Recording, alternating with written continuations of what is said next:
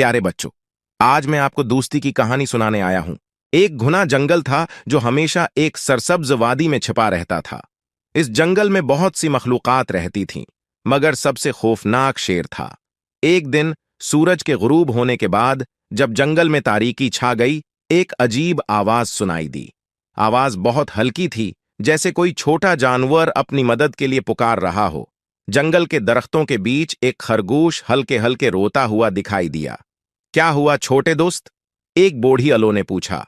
खरगोश ने सर उठाया और बोला, मुझे शेर से बचाओ, वो मेरा पीछा कर रहा है।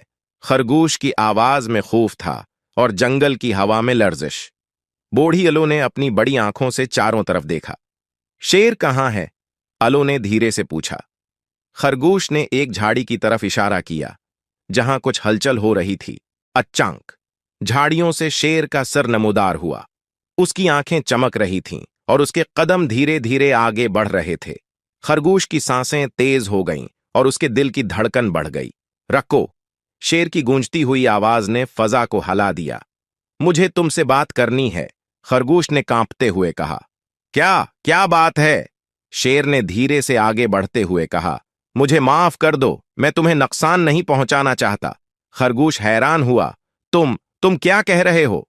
शेर ने अफसरदगी से कहा। मैं भी तन्हा हूं और मैं दोस्तों की तलाश में हूं। शेर की आवाज में नरमी थी। जंगल की मखलूकात एक एक करके शेर के गर्द जमा हो गईं। खरगोश ने हिम्मत जमा करते हुए शेर के करीब जाकर उसका पंजा पकड़ लिया।